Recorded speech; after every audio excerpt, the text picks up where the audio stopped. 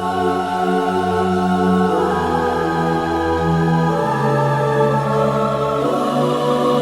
friends, welcome back to my channel. Pashupatastra ಅರ್ಜುನನ ಪರಮಾಯುಧ ಹಿಂದೂ ಪುರಾಣಗಳಲ್ಲಿ ಮತ್ತು ಮಹಾಕಾವ್ಯಗಳಲ್ಲಿ ವಿವಿಧ ದಿವ್ಯಾಸ್ತ್ರಗಳು ಮತ್ತು ಶಸ್ತ್ರಗಳ ವರ್ಣಿತವಾಗಿದೆ.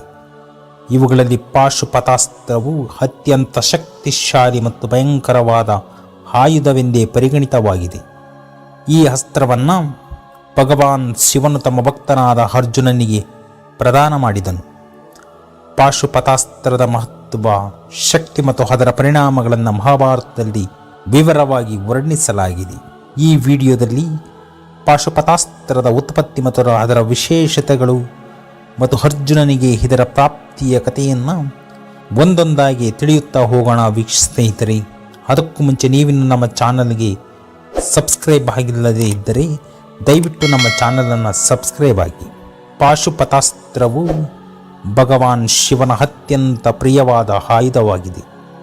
ಶಿವನು ತ್ರಿಮೂರ್ತಿಗಳಲ್ಲಿ ಒಬ್ಬರಾಗಿದ್ದು ಸೃಷ್ಟಿ, ಸ್ಥಿತಿ ಮತ್ತು ಸಂಹಾರದ ದೇವರೆಂದೇ ಪರಿಗಣಿತರಾಗಿದ್ದಾರೆ.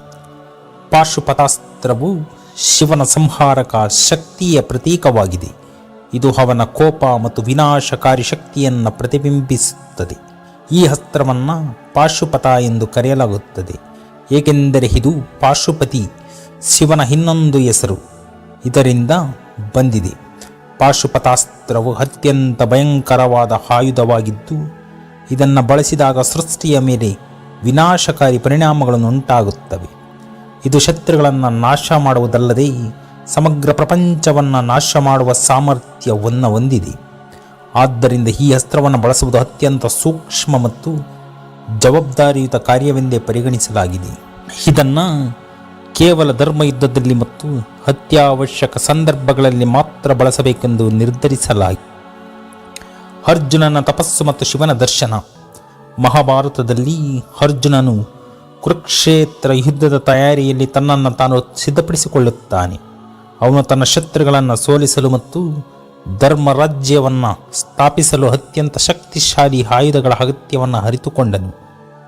ಇದಕ್ಕಾಗಿ ಅವನು ಭಗವಾನ್ ಶಿವನನ್ನು ಪ್ರಸನ್ನಗೊಳಿಸಲು ತಪಸ್ಸು ಮಾಡಲು ನಿರ್ಧರಿಸಿದನು.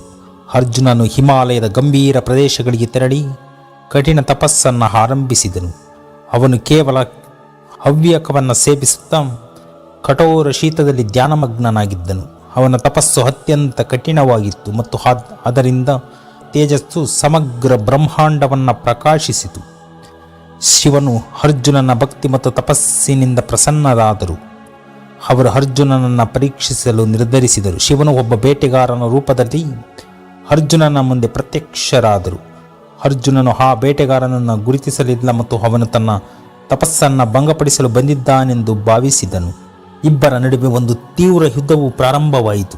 ಅರ್ಜುನನು ತನ್ನ ಎಲ್ಲ ಶಸ್ತ್ರಗಳನ್ನು ಬೇಟೆಗಾರನ ಮೇಲೆ ಪ್ರಯೋಗಿಸಿದನು, ಆದರೆ ಶಿವನು ಅವುಗಳೆಲ್ಲವನ್ನು ನಿಷ್ಪ್ರಯೋಜಕಗೊಳಿಸಿದನು. ಅಂತಿಮವಾಗಿ ಅರ್ಜುನನು ತನ್ನ ಶಕ್ತಿಯನ್ನು ತೀರಾ ಸಾಮರ್ಥ್ಯದಿಂದ ಬಳಸಿ ಶಿವನನ್ನು ಸೋಲಿಸಲು ಪ್ರಯತ್ನಿಸಿದನು, ಆದರೆ ಶಿವನು ಅವನ ಎಲ್ಲ ಪ್ರಯತ್ನಗಳನ್ನು ವಿಫಲಗೊಳಿಸಿದನು. ಅರ್ಜುನನು ತನ್ನ ಸೋಲನ್ನು ಅರಿತುಕೊಂಡು ಶಿವನಿಗೆ ನಮಸ್ಕರಿಸಿದನು. ಆಗ ಶಿವನು ತಮ್ಮ ನಿಜವಾದ ರೂಪವನ್ನು ತೋರಿಸಿದರು ಮತ್ತು ಅರ್ಜುನನ ಭಕ್ತಿಗೆ ಮೆಚ್ಚಿಕೊಂಡರು. ಶಿವನು ಅರ್ಜುನನ ಭಕ್ತಿ ಮತ್ತು ತಪಸ್ಸಿನಿಂದ ಪ್ರಸನ್ನರಾದರು. ಅವರು ಅರ್ಜುನನಿಗೆ ಪಾಶುಪತಾಸ್ತ್ರವನ್ನು ಪ್ರದಾನ ಮಾಡಲು ನಿರ್ಧರಿಸಿದರು. ಶಿವನು ಅರ್ಜುನನಿಗೆ ಪಾಶುಪತಾಸ್ತ್ರದ ಮಹತ್ವ ಮತ್ತು ಅದರ ಬಳಕೆಯ ನಿಯಮಗಳನ್ನು ವಿವರಿಸಿದರು. ಶಿವನು ಹೇಳಿದರು, ಅರ್ಜುನ, ಪಾಶುಪತಾಸ್ತ್ರವು ಅತ್ಯಂತ ಶಕ್ತಿಶಾಲಿ ಮತ್ತು ಭಯಂಕರವಾದ ಆಯುಧವಾಗಿದೆ. ಇದನ್ನು ಬಳಸುವುದು ಅತ್ಯಂತ ಸೂಕ್ಷ್ಮ ಮತ್ತು ಜವಾಬ್ದಾರಿಯುತ ಕಾರ್ಯವಾಗಿದೆ. ಇದನ್ನು ಕೇವಲ ಧರ್ಮ ಯುದ್ಧದಲ್ಲಿ ಮತ್ತು ಅತ್ಯವಶ್ಯಕ ಸಂದರ್ಭಗಳಲ್ಲಿ ಮಾತ್ರ ಬಳಸಬೇಕು. ಇದರ ದುರುಪಯೋಗವು ಸೃಷ್ಟಿಯ ಮೇಲೆ ವಿನಾಶಕಾರಿ ಪರಿಣಾಮವನ್ನು ಉಂಟು ಮಾಡಬಹುದು. ಶಿವನು ಅರ್ಜುನನಿಗೆ ಪಾಶುಪತಾಸ್ತ್ರವನ್ನು ಹೇಗೆ ಬಳಸಬೇಕೆಂದು ತಿಳಿಸಿದರು ಮತ್ತು ಅದರ ಮಂತ್ರಗಳನ್ನು ಉಪದೇಶಿಸಿದರು. ಅರ್ಜುನನು ಶಿವನಿಂದ ಪಾಶುಪತಾಸ್ತ್ರವನ್ನು ಪಡೆದು ಅದರ ಶಕ್ತಿಯನ್ನು ಅರಿತುಕೊಂಡನು. ಅವನು ಶಿವನಿಗೆ ಕೃತಜ್ಞತೆ ಸಲ್ಲಿಸಿ ತನ್ನ ತಪಸ್ಸನ್ನು ಪೂರ್ಣಗೊಳಿಸಿದನು. ಪಾಶುಪತಾಸ್ತ್ರದ ಕೆಲವು ವಿಶೇಷತೆಗಳು. ಪಾಶುಪತಾಸ್ತ್ರವು ಅತ್ಯಂತ ಶಕ್ತಿಶಾಲಿ ಮತ್ತು ವಿನಾಶಕಾರಿ ಆಯುಧವಾಗಿದೆ. ಇದರ ಕೆಲವು ವಿಶೇಷತೆಗಳನ್ನು ಈ ಕೆಳಗಂಡಂತೆ ನೀಡಲಾಗಿದೆ. ಪಾಶುಪತಾಸ್ತ್ರ ಅತ್ಯಂತ ಶಕ್ತಿಶಾಲಿ ಮತ್ತು ವಿನಾಶಕಾರಿ ಆಯುಧವಾಗಿದೆ. ಇದರ ಕೆಲವು ವಿಶೇಷತೆಗಳನ್ನು ತಿಳಿಯೋಣ ಬನ್ನಿ ಸ್ನೇಹಿತರೆ.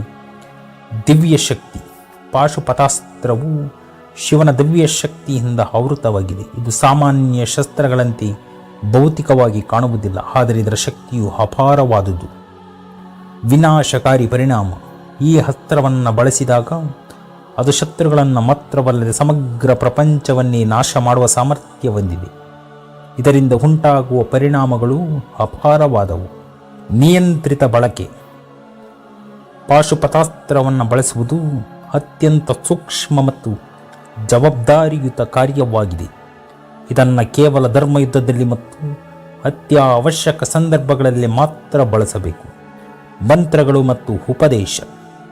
ಪಾಶುಪತಾಸ್ತ್ರವನ್ನು ಬಳಸಲು ನಿರ್ದಿಷ್ಟ ಮಂತ್ರಗಳು ಮತ್ತು ಉಪದೇಶಗಳ ಅಗತ್ಯವಿದೆ. ಇದನ್ನು ಸರಿಯಾಗಿ ಬಳಸಲು ಅರ್ಜುನನು ಶಿವನಿಂದ ವಿಶೇಷ ಉಪದೇಶಗಳನ್ನು ಪಡೆದನು. ಅಪ್ರತಿಮ ಶಕ್ತಿ. ಪಾಶುಪತಾಸ್ತ್ರವು ಇತರ ಎಲ್ಲ ಆಯುಧಗಳಿಗಿಂತ ಶಕ್ತಿಶಾಲಿಯಾಗಿದೆ. ಇದನ್ನು ಎದುರಿಸುವುದು ಅಸಾಧ್ಯವಾದುದು. ಪಾಶುಪತಾಸ್ತ್ರದ ಬಳಕೆ ಮತ್ತು ಪರಿಣಾಮಗಳು.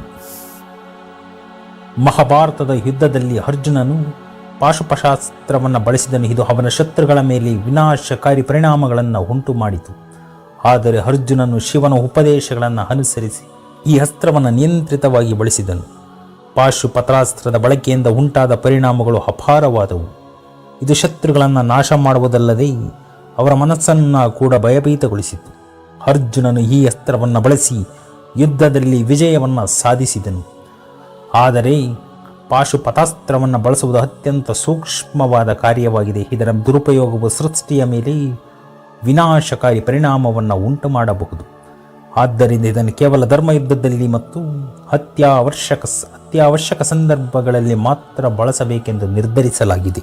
ಪಾಶುಪತಾಸ್ತ್ರದ ಸಾಂಕೇತಿಕತೆ. ಪಾಶುಪತಾಸ್ತ್ರವು ಕೇವಲ ಒಂದು ಶಸ್ತ್ರವಲ್ಲ, ಅದು ಧರ್ಮ ಮತ್ತು ನ್ಯಾಯದ ಪ್ರತೀಕವಾಗಿದೆ.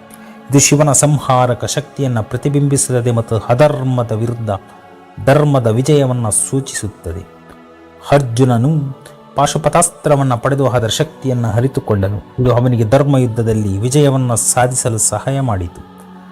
ಪಾಶುಪತಾಸ್ತ್ರದ ಸಾಂಕೇತಿಕತೆಯ ಧರ್ಮ, ನ್ಯಾಯ ಮತ್ತು ಸತ್ಯದ ಮಹತ್ವವನ್ನು ಒತ್ತಿ ಹೇಳುತ್ತದೆ. ಧನ್ಯವಾದಗಳು.